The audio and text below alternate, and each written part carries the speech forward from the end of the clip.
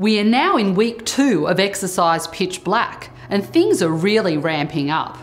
Our Air Force is here in Darwin practicing and preparing so that we can provide immediate and responsive military options across the spectrum of operations.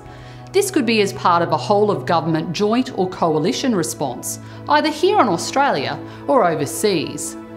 Air power is key, but what is air power in the military context? It's control of the air, precision strike, air mobility enabled by combat and operational support, and intelligence, surveillance and reconnaissance, otherwise known as ISR. All of these elements combine at exercise Pitch Black. One of our ISR platforms providing eyes in the sky is our Karyn unmanned aerial vehicle. Flying Officer Karyn Markwell is down south at RAF Base Tyndall near Katherine in the Northern Territory. She spent time with our Karyn crews and will tell us more about this capability. The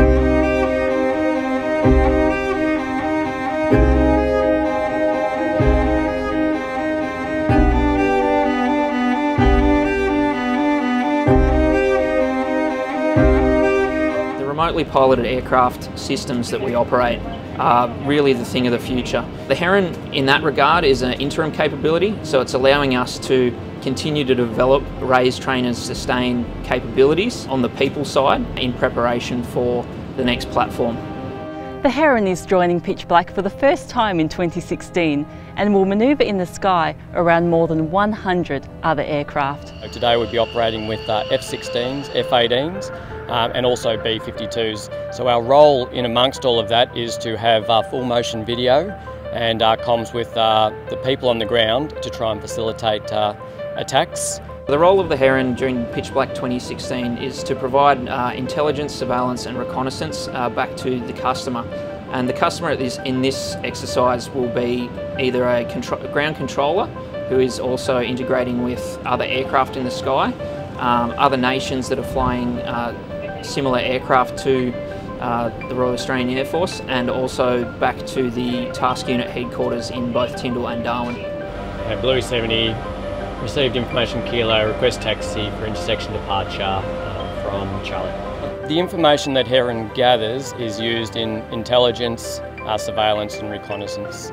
So anything that is gathered out in the field by our full motion video captures is then fed back through the information system into the Air Force to be able to target further missions down the stream.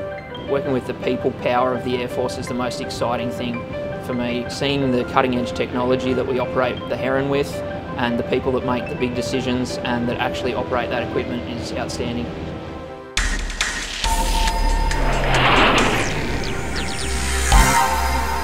Air power doesn't work alone. It needs to be coordinated across a number of domains, including ground assets. We call this air-land integration, and at Exercise Pitch Black, it takes on a number of different forms.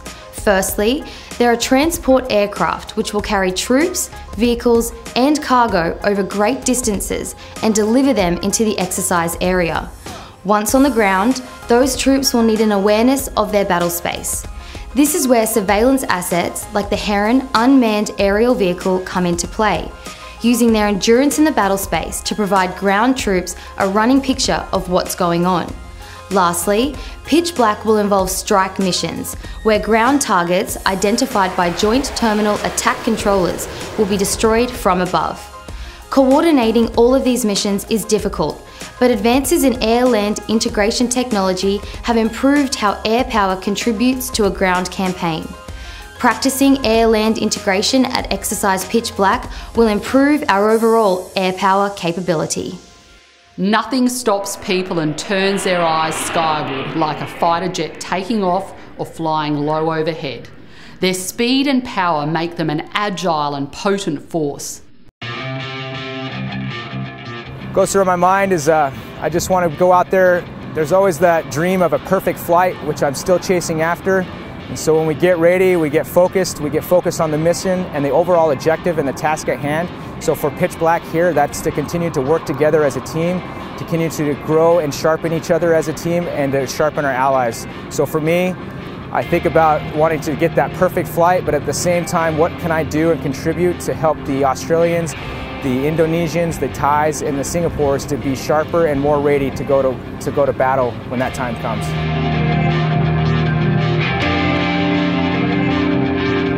I've been in the Air Force since 2009 when I commissioned from an ROTC program out of the Arizona State University, and I've been serving my country since 2009 to today. We live in a dynamic and very interesting time, and right now I think we need our allies as much as we can to help make sure that we can continue to protect our country and our country's interest and its people. We specialize in suppression of enemy air defenses, which we call SEAD. And our main goal is to go in ahead of a strike package or ahead of another set of blue forces, and we're going to try to suppress or destroy the surface-to-air missile systems that might try and take out our forces before they can achieve their mission.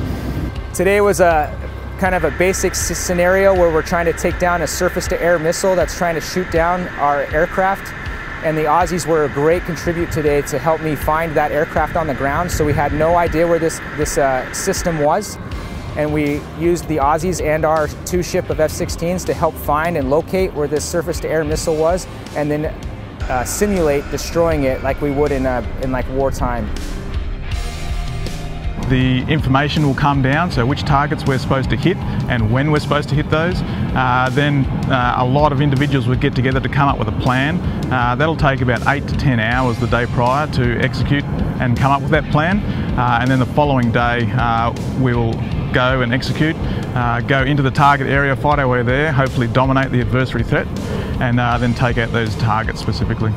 But whenever we train with just another like fighter, if it's all F-16s, there's a lot of capabilities, and there's a pretty significant mission gap that we talk to notionally.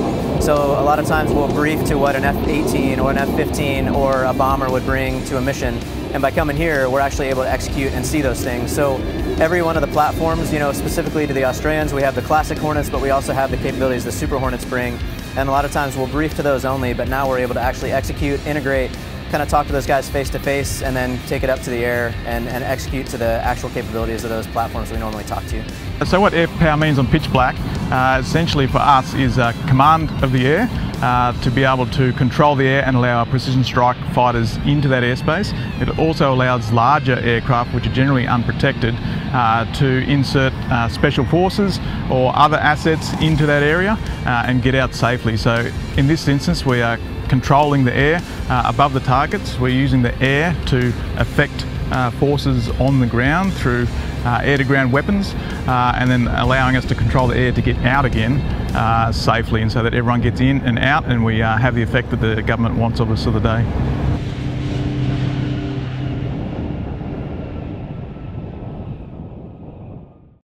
Debuting at pitch black is our strategic airlift transport, the C-17 Globemaster. This year, the C-17 is moving into a more tactical role, delivering personnel, cargo and vehicles into the exercise area to support the ground war. The C-17 has 3 times the carrying capacity of our Hercules aircraft and can carry up to 77 tonnes. It can even be converted into an airborne hospital. It can airdrop, land on unsurfaced runways, and operate using night vision goggles. This aircraft allows our entire team to operate anywhere, anytime in the world.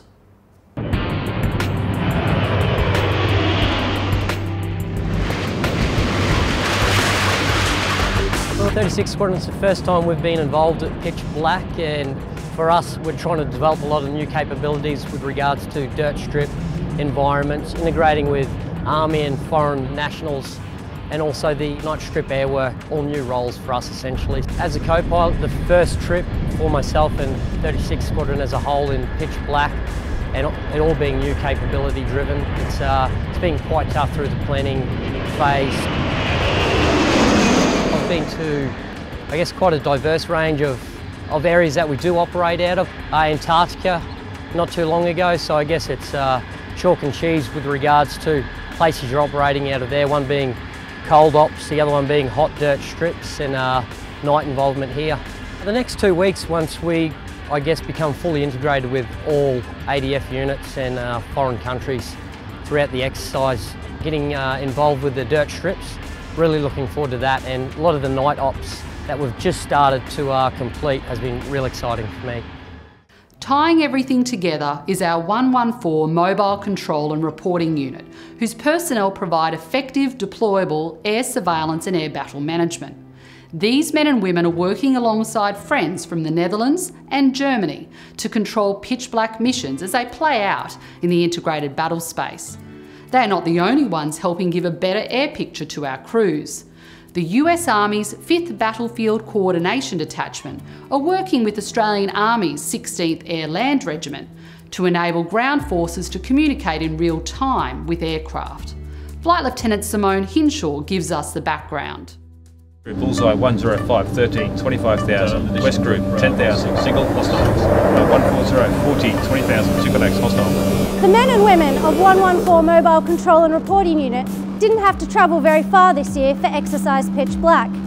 They are actually operating right now in these cabins that you can see around me. 114 Mobile Control and Reporting Unit's role in Pitch Black 16 is to provide surveillance and air battle management to the airspace between Darwin and Tyndall. Our role is to control the air battle once it's commenced.